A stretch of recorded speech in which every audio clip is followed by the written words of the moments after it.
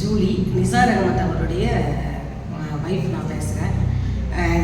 எங்கள் கட்சி எங்களோட குடும்பம் வந்து பரம்பரையாகவே திமுகக்காக எங்கள் வீட்டுக்காரு, அதுக்கப்புறம் வந்து அவங்க அப்பா, எங்கள் குடும்பம், என் பிள்ளைங்க எல்லாருமே சேர்ந்து தான் நாங்கள் வேலை செஞ்சுருக்குறோம்.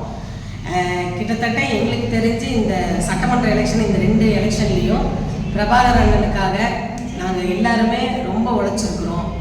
ஆனால் அவரை தோக்கடிச்சதே வந்து இந்த கட்சியிலேருந்து அவங்க கட்சியில் இருக்கிறவங்களே தான் அவரை தோக்கடிச்சாங்க. அது மேலிடத்துக்கும் தெரியும். அது வந்து நாங்கள் ஒன்றும் சொல்லி தெரிஞ்சுக்க வேண்டிய அவசியமே கிடையாது.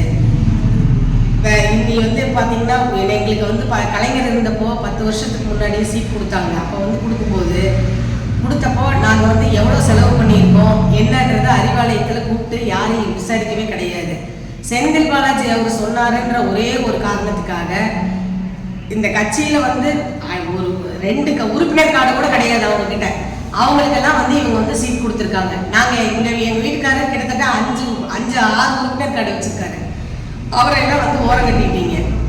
அதே மாதிரி பகுதி கழக செயலாளர் எத்தனை தடவை வாய்ப்பு வந்துமே அவர் தான் வந்து இந்த கட்சி நல்லா இருக்கணும்னு சொல்லி தான் விட்டு கொடுத்துருக்குறாரு எல்லாத்துக்காகவும். அவர் நல்லா இருக்கணும்னு நினச்சிருந்தாருன்னா நாங்கள் ஒன்று இவங்களையெல்லாம் கூட்டிகிட்டு போய் டிக்கெட் போட்டு அறிவாலயத்தில் போய் இவங்களுக்கு பதவி வாங்கி கொடுக்கறதுக்காக நாங்கள் போக கிடையாது அப்படின்னு அவரே வாங்கியிருப்பாரு இல்லைங்களா? ஏன் அவர் வாங்கலைன்னா இந்த திமுக நல்லா இருக்கணும், 10 வருஷம் ஆட்சியில் இல்லை, திருப்பி இந்த ஆட்சியை வந்து கொண்டு வரணுங்கிறதுக்காக தான் நாங்கள் இவ்வளோ பாடுபட்டோம். ஆனால் வந்து அதுக்கான வந்து எந்த பலனும் எங்களுக்கு கிடையாது. நாங்கள் எங்கள் சொத்து விற்று தான் இந்த கட்சிக்கு செலவு பண்ணியிருக்கோம். எந்த கூட்டம்னாலும் சரி, எந்த போராட்டம்னாலும் சரி, நாங்கள் தான் கூட்டிகிட்டு போவோம், நாங்கள் தான் வந்து செலவு பண்ணுவோம். வேறு யார்கிட்டையும் நாங்கள் வந்து எதுவும் எதிர்பார்த்தது கிடையாது. எத்தனை எம்எல்ஏ, கார்த்தி எம்எல்ஏ அந்த அண்ணா கேட்டாலும் சொல்லுவாங்க. வேறு யாரை நீங்கள் கேட்டிங்கனாலும், மூத்தவங்க முன்னோடிகள் எத்தனை பேர் கேட்டிங்கனாலும், நிசார் அகமத் கேட்டிங்கனாலே எல்லாருமே சொல்லுவாங்க. இதே பொங்கலூர் பழனிசாமி அண்ணன்கிட்ட கேட்டிங்கனாலும் அவரும் சொல்லுவார்.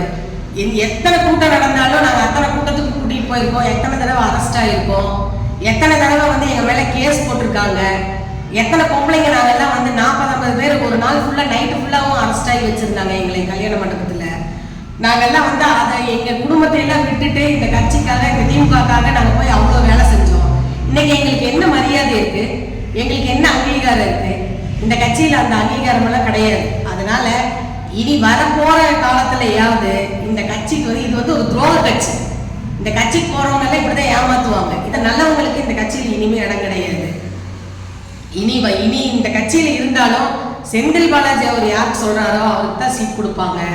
அவர் சொல்றதா இந்த திமுக கேட்கும். அதனால வந்து இனி வந்து மூத்த முன்னோடிகளுக்காகவோ இந்த கட்சியில பாடுபடுறவங்களுக்காகவோ எந்த ஒரு வாய்ப்பும் கிடைக்க போறது கிடையாது.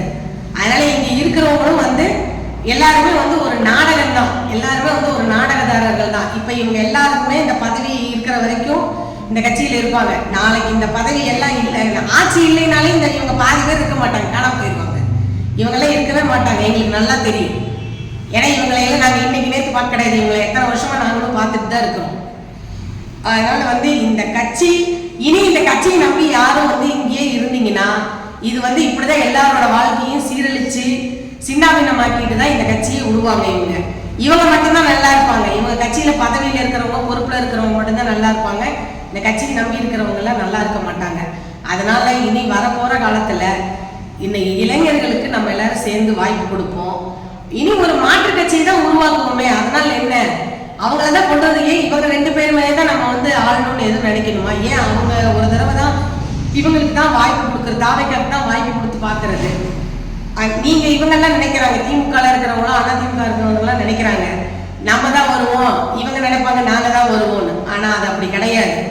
அமைதியா அமைதி புரட்சின்னு ஒண்ணு கண்டிப்பா கொண்டு வருவாங்க இந்த ஜனங்க. அமைதியா ஓட்டு போட்டுட்டு போயிட்டே இருப்பாங்க அவங்க. இவங்க சத்தம் இல்லாம இவங்க வீட்டுக்கு போக வேண்டியதுதான். இப்ப வந்து நீங்க திமுக கூட்டம் நடத்துனீங்க பல்லடத்துல. ஆனா அதுக்கு எத்தனை பேர் வந்து அவங்கவுங்க சொந்த காசு செலவு பண்ணி யாருமே போக கிடையாது. கட்சியில இருந்து நீங்க புடவை, அது தைக்கிறதுக்கு கூலி, சுடிதாரு அது தைக்கிறதுக்கு கூலி, காசு எல்லாம் கொடுத்து தான் கூட்டிட்டு போனீங்க. இத்தனை பேரை கூட்டிட்டு வரணும்னு சொல்லி ஒரு டார்கெட் வச்சு கூட்டிட்டு போயிருக்கீங்க. ஆனா அது வந்து நீங்க கூட்டத்துக்காக வந்து வந்த கூட்டத்தை விட அவங்க வந்து பாத்தீங்கன்னா வந்து எந்த கட்சியில இருந்து வந்தாங்கன்னே தெரியாம நீங்க சும்மா துணியும் காசும் கொடுத்து தான் கூட்டிட்டு போயிருக்கீங்க. உணர்வு பூர்வமா திமுக காரன் தான் அங்க வந்தாங்கிறது உங்களுக்கு எப்படி தெரியும்? அங்க யாருமே திமுக காரங்களே கிடையாது. நீங்க கொடுத்த காசுக்காகவும், நீங்க கொடுத்த சுடிதாருக்காகவும், நீங்க கொடுத்த சேலைக்காகவும் தான் அங்க எல்லாரும் வந்தாங்க. வேற எல்லாம் யாரும் வந்து உணர்வு குணமானவங்கலாம் அங்க யாரும் வரல. கூட்டம் நடந்ததுன்னா வந்து அவங்களா ஸ்கை கார் செலவு பண்ணி அவங்களாதான் வண்டி எடுத்துட்டு ஒரு ஐடி கம்பெனியில வேலை செய்யற ஒரு பொண்ணு ஒரு பையன் சொல்றாங்க, எங்களோட இன்னைக்கு 1000 ரூபாய் வருமானத்தை விட்டுட்டு தான் நாங்க வந்திருக்கோம் அப்படின்னு இன்னைக்கு பாண்டிச்சேரி கூட்டத்துல வந்து சென்னையில இருக்கிற பிள்ளைங்க பசங்க எல்லாம் சொல்றாங்க. அவங்களுக்கு என்ன 1000 ரூபாய் வேலையை விட்டுட்டு போய் பார்க்கணும்னு என்ன அவசியம் வேண்டி இருக்கு? ஒரு மாற்றம் உருவாகணும் அப்படிங்கிறதுக்காக தான் எல்லாருமே காசு வாங்கிட்டு போற கூட்டமே கிடையாது. இதெல்லாம் அவங்கவுங்க தன்னால அவங்கவுங்க விருப்பப்பட்டு உணர்வு பூர்வமா தான் அங்க போயிட்டு இருக்கிறாங்க ஒழிய நீங்க நினைக்கிற மாதிரில கிடையாது. அதனால இனிமே வரப்போற காலத்துல இளைஞர்களுக்கும் தாவேகாக்கும் நம்ம வந்து இடம் கொடுத்து அவங்கள முன்னாடி கொண்டு வந்து நிறுத்தி அடுத்த இன்னொரு மாற்றத்தை உருவாக்கணும்னா அவங்களுக்கு ஒரு வாய்ப்பு கொடுக்கறதுன்னு வாய்ப்பு கொடுத்து தான் பாருங்களேன். கிணத்துக்கடவு தொகுதியில் தாவேகா வந்து ஜெயிக்கிறதுக்காக எங்கள் குடும்பமே கண்டிப்பாக பாடுபடுவோம். எங்கள் குடும்பம் மட்டும் இல்லை, எங்களை சேர்ந்தவங்க அத்தனை பேர்த்தையும் எங்களால் திமுக இருக்க அத்தனை பேர்த்தையும் எங்களால் தாவேகா கண்டிப்பாக கொண்டு வர முடியும். நாங்கள் நினைச்சோம்னா கண்டிப்பாக செய்வோம்.